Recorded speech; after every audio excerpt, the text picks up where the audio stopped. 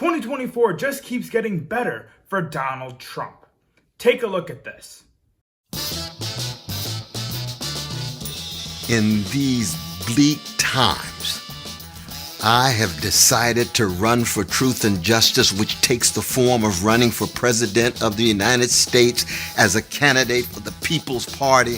I enter into quest for truth. I enter into quest for justice.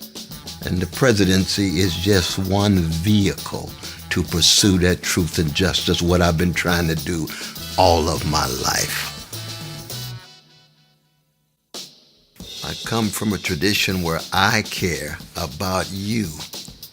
I care about the quality of your life. I care about whether you have access to a job with a living wage, decent housing, women having control over their bodies, health care for all, de-escalating the destruction of the planet, the destruction of American democracy. Democracy creates disruption. It creates an eruption.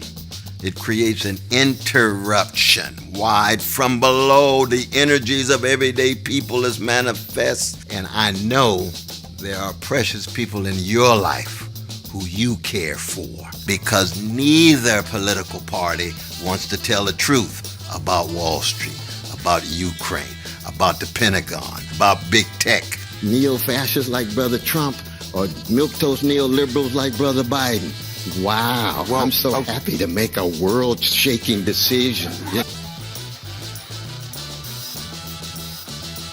That's right, just 1 week after we discussed a potential moderate third-party challenge for president in 2024, one led by a moderate Democrat, most likely Senator Joe Manchin, now things get even better as Cornel West, a Black Nationalist Bernie Bro, has just announced he too is running for president in 2024, not in the Democratic primary, but as a candidate for the People's Party, a progressive third party. Now, many of you may not know who Cornel West is, and that is probably for the best, but he is not a nobody when it comes to the progressive movement. He once served as the chairman to the Democratic Socialists of America organization, an organization who count AOC and Rashida Tlaib among its members, an organization that endorsed Bernie Sanders for his first Senate bid in 2005 and again for president in 2016 and 2020.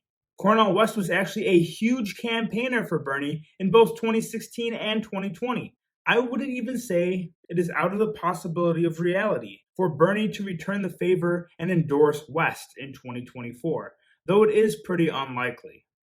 Bernie's campaign chairman and failed Ohio congressional candidate Nina Turner has already tipped her hat to West, not issuing a formal endorsement as of yet, but wishing him good luck on his campaign.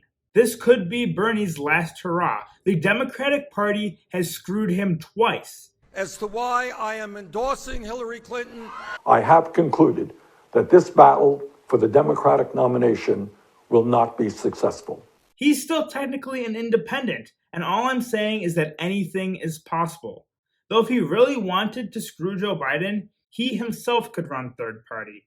Though maybe at his age, he's finally decided to hang it up. Cornel West also served as an advisor to the Al Sharpton 2004 presidential campaign and was associated with black supremacist and Nation of Islam leader Louis Farrakhan. Those aren't the best people to surround yourself with if you're trying to appeal to moderates, but that is not West's goal. His goal is to appeal to the far left. Now, as for West's political positions, he has stated, quote, that the United States is a racist, patriarchal nation where white supremacy continues to define everyday life. He has also said that 9/11, quote, gave white Americans a glimpse of what it meant to be a black person in the United States. He was arrested at an Occupy Wall Street protest in 2011 while demonstrating against stop and frisk police policies. And he also attended the Charlottesville Unite the Right counter-protest, where he stated that, quote, Antifa saved his life, unquote. West is so far left that in 2012, he called Barack Obama a, quote, Rockefeller Republican in blackface. Roll the tape. Glad there was not a right-wing takeover, but we end up with a Rockefeller Republican in blackface with Barack Obama, so that our struggle in regard to poverty intensifies. So what does this mean for 2024? It means Trump's chances of winning just went up even more.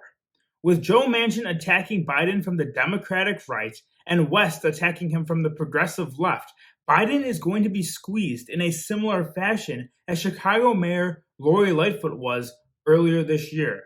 And let's just say that didn't turn out so well for good old Larry Lightfoot. Obviously, we didn't win the election today, but I stand here with my head held high. She is the first mayor incumbent in 40 years to not win re-election. Cornel West has the potential to split the black vote in 2024, which carried Biden to victory in the 2020 primaries after South Carolina. He also has the potential to take away many of the progressive Bernie Bros who may have stayed home for Hillary in 2016 and held their nose and voted for Biden in 2020. Now, with Trump seeming like less of a threat after 4 years away from office, they may feel compelled to go and vote their conscience and vote for a progressive democratic socialist in 2024. Nationally, West will probably do quite poorly. His positions are not popular with the vast majority of Americans, but in swing states, it could be just enough to screw over Joe Biden. In Georgia, where Biden won by less than 12,000 votes, where Bernie Sanders received over 100,000 votes in the primary, if Cornel West is able to bring over around 10% of Bernie primary voters, the state will flip back for Donald Trump. In Wisconsin, where Biden won by only 20,000 votes, where Bernie won close to 300,000 votes in the 2020 primary, and around 570,000 votes in the 2016 primary, again, Cornel West only needs to bring over 4% of Bernie's 2020 primary voters for Biden to fall behind Donald Trump. In states like Arizona, Nevada, and Pennsylvania, the same trend continues. And that math isn't even taking into account how many moderate Biden 2020 voters may abandon ship to go vote for the no labels presidential ticket. Simply put, Biden is too progressive for moderate Democrats and too moderate for progressives, and it's starting to show. The real winner here is Donald Trump, who continues to benefit from a fractured opposition, and that is a good thing for America. We will continue to cover the race for president and other races ahead of 2024. So if you're enjoying the content, make sure to leave a like and subscribe.